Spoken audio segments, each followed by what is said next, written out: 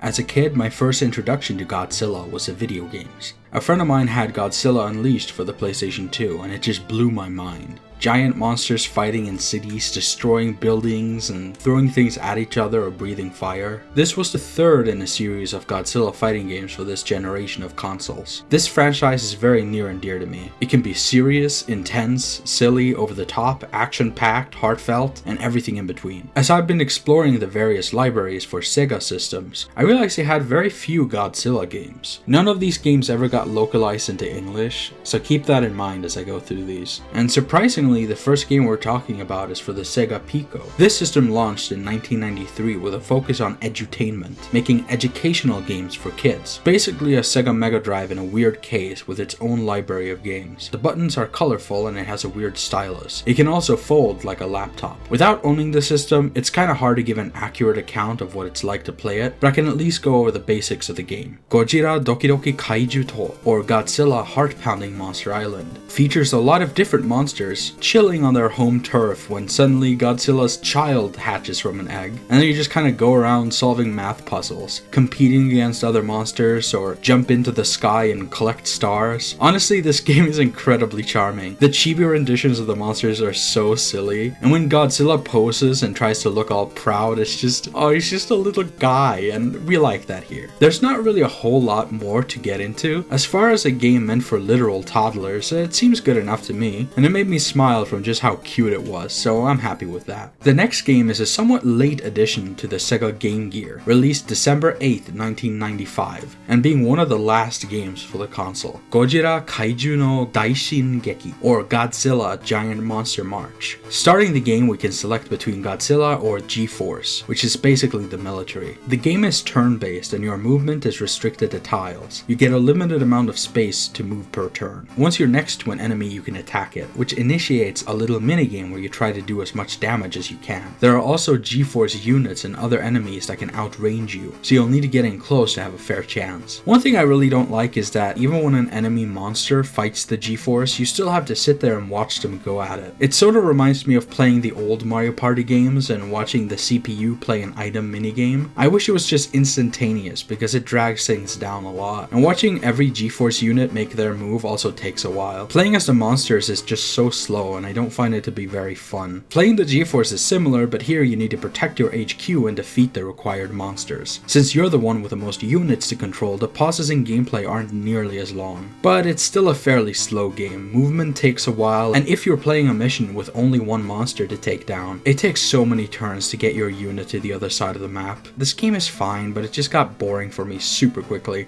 I want to give the game some credit though. I think it looks nice, the sprites are cute and nicely detailed, and the music from the movies is well represented here. It's an overall decent game, it's just far too slow for my taste. While it might have been close to the end of the Game Gear, the Sega Saturn had just gotten started. Being a year old in Japan by this point, we got Godzilla Rettoushinkan, or Godzilla Archipelago Shock. This game utilizes a lot of FMV clips from the movies, as well as lengthy text scrolls explaining the origins of Godzilla. The main menu looks a lot like an old computer, which is fitting since you're playing as the Japanese military, dealing with various monsters from across the franchise. The game plays everything out in real time, but it stops whenever you select a unit. You can move, choose who to attack, send vehicles out to repair others, and try to save as much of the city as you can. The monsters will also attack each other when they're close, which is a good time to fire away at them. It feels like it would be more appropriate for a PC, but it works well on the Saturn. The isometric pixel art style looks pretty nice, and the environments and sprites are super detailed. There's a bunch of different crazy effects and explosions. This game is pretty tricky though. You gotta be very mindful of where all the monsters are in relation to your base and to each other. Best case scenario is if you can get the monsters to take each other out. Of course, you'll always have at least one left standing to deal with. Your allied forces will do their own thing, which can mess up your plans if you're not careful. I think it's a solid game, if a little more random than I would like, but it's pretty cool. If it seems interesting, it's worth giving a shot. You don't really have to worry too much about a language barrier with this one. Sega both developed and published a pinball cabinet based on the American 1998 Godzilla movie. It's fun to see, but since I'll probably never see this game in person, I can't really comment more on it. It looks fine even though I don't care for the movie. Godzilla Generations was a launch title for the Sega Dreamcast. The console had just jumped onto the scene and this game was the first step into a new generation. We see them show off Godzilla walking through a city before blasting at the camera. We get a few game modes, normal mode and time attack, as well as a Coliseum mode we'll look at later. Jumping into normal mode, we get to choose between the 80s version of Godzilla and Mechagodzilla to start. You get a set amount of time to cause as much destruction as possible. The military will try to take you out with both ground forces and air forces, so you gotta make sure to deal with them, otherwise it's game over. This game uses tank controls, as the camera shifts around on its own. Pressing back will make you turn 180 degrees. You get an instant attack with the X button. L and R will make you do a unique attack in those directions, so for Godzilla you swipe your tail, and for Mechagodzilla you just fire off all your crazy weapons. You can hold the A button to charge an attack and then release the button to fire. And as you're firing, you can change the direction with a joystick. It's so much fun to fully charge up an attack and then just blast away and slowly aim it around to destroy as many buildings or vehicles as you can. It's also very useful against those pesky planes and helicopters. You can block with a B button if you're being harassed by the military. The Y button will make you roar or do other unique animations that refill your life a little. After you reach a certain threshold, you can leave the area, and after a few seconds you'll get scored on the carnage you've caused. From here you go all across Japan to famous monuments and locations and just smash through it all. Honestly, while this game is very simple and the controls take a little bit of getting used to, I love it. It's just a simple and relatively fun game. I can only imagine how impressive this would have been when it first came out. Destructible 3D environments was a fairly new thing, and this game just lets you have at it. There's so many locations to mess with, and the way that the buildings break into multiple chunks and can fall on top of each other and just crumble down. Yeah, it's not the craziest destruction I've ever seen, but for 1998, this is great. And all the while music from the movies plays in the background, pumping you up. It's a good time, even if it's a bit slow. Once you beat the game, you unlock the original Godzilla from the first movie. Beating the game with him unlocks Zilla, as the community has named the 1998 American version. The next one you unlock is Manila from Son of Godzilla, which is a very comedic and goofy film. I always thought his design was weird. It doesn't look much like Godzilla. I prefer the later interpretations of what a Godzilla Jr. could look like. Then last but not least, you can play as a giant version of Dr. Serizawa from the first film, which is such a goofy inclusion. I just love it. There's 11 stages with their own time limits, and the time limits are very generous. I never really felt like it was something I had to worry about. The camera can be a bit disorienting, but as long as you keep an eye on the minimap on the top right, it's easy to keep track of everything, especially those pesky tanks on the ground. Honestly, one of the most satisfying things to do is just to turn around and let your tail knock things down. It trails behind and makes it so much easier to knock down large areas. This game also includes 16 theatrical trailers for old Godzilla movies, and in the Coliseum mode there are 43 different chibi monsters to collect, and you can make your little guys fight each other. If you have a friend with a save file, you can fight their monsters as well. You can train your little guys and see who's strongest. It's a very cute extra side mode. There are also multiple different VMUs released, some of which had their own little mini games built in. This is also the only time a Sega system had more than one Godzilla game, and the title makes it seem like a sequel or a spin-off. Godzilla Generations, Maximum Impact. The opening cutscene is really impressive. This game came out just 1 year after the first, but it's taken a nice step up in production value. The graphics are also a little nicer overall, and there are a few more monsters represented. Once I started the first mission, I was really surprised to see that Godzilla walks forward on his own. You can crouch down and block, move left and right, roar, and hold A to charge an attack. As you charge, you can also lock onto enemies. And this is